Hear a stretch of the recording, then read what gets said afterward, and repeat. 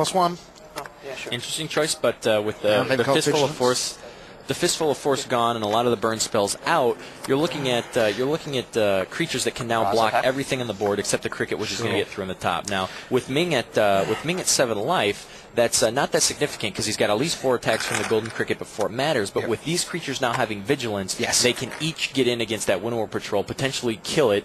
The Drowner would even kill it and still live, and they can all still mill. So as we were talking about that race and the resources, Ming's now ahead on it both in combat and in dealing with the cards in the library. So it's not looking good for Calafell, despite the fact he's at 20 life, which is misleading. Yeah, much more to the point. He has 13 cards we now have confirmed, thanks to Scott Johns down on the floor. 13 cards left in the library.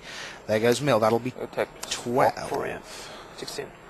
Yep. All right. And Ming's going to still get in for some damage there. And here comes Kinship.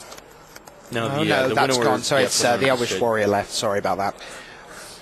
Okay, so we're down to 11 cards in the library. Yep, he just actually hit a blank. The Rivals Duel, and it's one of those cards that, like as we said before, it could sometimes be a 2-for-1. It could sometimes be very good. In this circumstance, it's actually not going to do anything because he's got a 2/3 and a 2/2, staring down 2 creatures from his opponent who share a creature type. Of course, the Amoeboid Changeling is all creature types and can give all creature types to the Drowner Secrets. Gotta love them goats. Yep, the Drowner Secrets is a 2/4, so Rivals Dueling that, unless he does it post-combat, will not get him anywhere. It will only deal 2 damage to creatures which survive.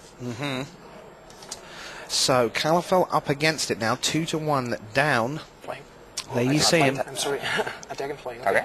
Yeah, attack and flying. Yeah, I'm thinking about it. And I'm thinking about the other one. Yep, he's going to consider whether he's got to attack the Ajani or whether he's got to attack his opponent. We're going to take the Ajani, try to get it down out of the game. Down to just 1 counter now, and Ajani began at 4. Yep. Seems like a reasonable play, simply because of the fact that with Golden Cricket being the only creature he's able to get through, Ajani counters at each turn by gaining him 2 life, by gaining his opponent 2 life, rather, Ming. He's going to play the Bowmaster post-combat. Ming's going to mill him. He's going to count the graveyard here. And one of the things he might be doing here, Rich, is determining how many cards are in his opponent's library without having to count it. And there's an easy way to do that. If you're aware that his opponent is playing 40 cards, which nearly everyone is, you can count the cards in the graveyard, count the cards in play, and count the cards in hand. You'll know how many cards are not in his library, and by simple arithmetic, you can determine how many are there.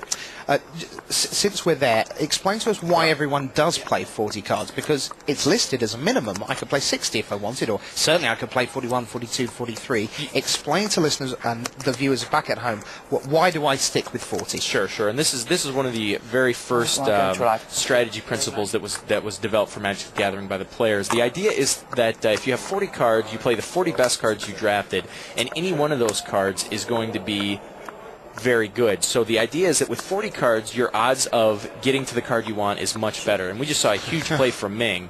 That is Stony Brook Schoolmaster up at the top of your screen on the right. Goodness very good draw gracious me, what can Calafell do from there? How many cards does he have left? He might even be dead this turn with 1, 2, 3, 4. No, he passes the turn, but we are very, very nearly done. Yep, she went up to 9 life with his Ajani. Calafell, you would think, would need like an austere command here, and even that probably would leave him with no room for manoeuvre. He's got Rivals Duel, Kinspell, Balloonist in hand.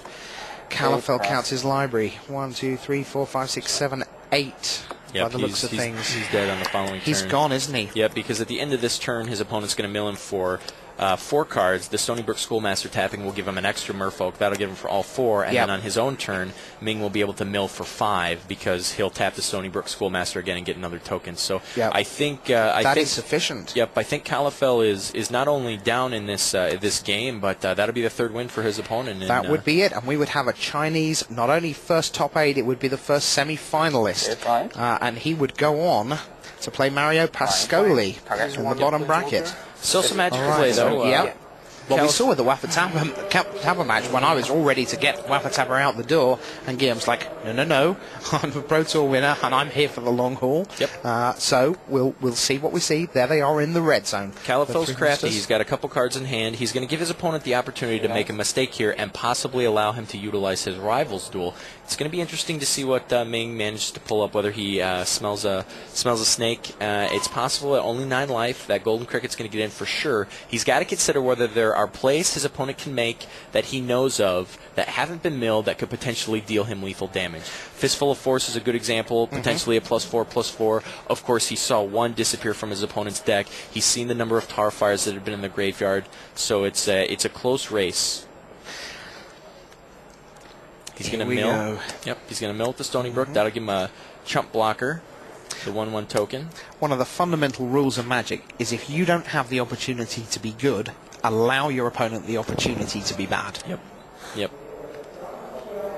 Ming looks yet another play. You really can't tell what he's feeling, but he must be excited because from 1 down in your first top 8, you're probably a little bit scared that things aren't going well. Yep. Comes back to 2-1. This game has developed where he's looked under a lot of pressure and he's just eked his way back in. We saw that one of the other games was incredibly close, but here he's eked his way back into the game. Ajani's made an enormous difference, and now there goes another mill. Yep. And he's... I'll get rid of Ajani, sure, but meanwhile, let's see what he comes out. Does he make the balloonist here? And say, at least I get a chance to fly in, if Ming can't count. Alright, taps 2, 3, 4. I think this is... Or is the Rivals Duel? Which have we got? Could be either or. Okay, Rivals Duel comes out, and it's Stony Brook. Oh! Okay.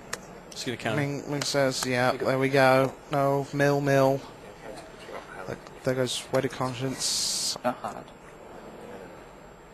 And sorry. looks like they're just True. Looks like Ming's so excited. He knows what's coming up on this turn. He accidentally put an extra card in the graveyard. Judge had to intercede there. Hey, why don't I just put everything in the bin? So one. It does, yeah, but it's not even relevant whether he's got it in there. He'll get him this turn. Puts an extra Merfolk into play. That'll get the last one. There is the hand. The first Chinese player in the top 8 is the first Chinese player in the semi-final. There you see it. He looks ecstatic, doesn't he? Well, no. But there he is. He is into the semi-final. Congratulations to Ming Shi of China. Commiserations to the 19-year-old student from Spain, Joel Calafel. He acquitted himself admirably in a monster top 8. Obviously disappointed not to go further. He would have thought Shi might have been the weak link.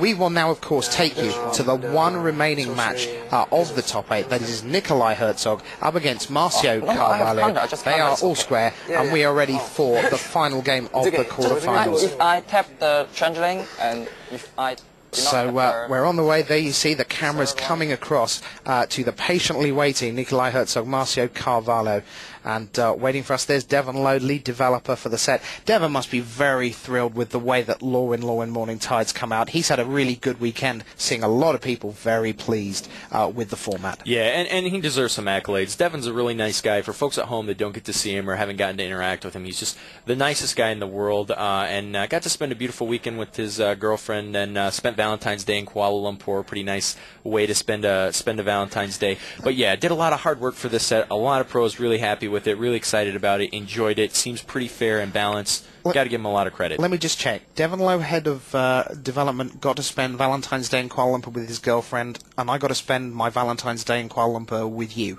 Okay. Rich, what are you trying to say? Babe. Right, so here we go. Eyes down on the prize for the final game. Nikolai Herzog is underway. We've got Swamp, 2 forests in play.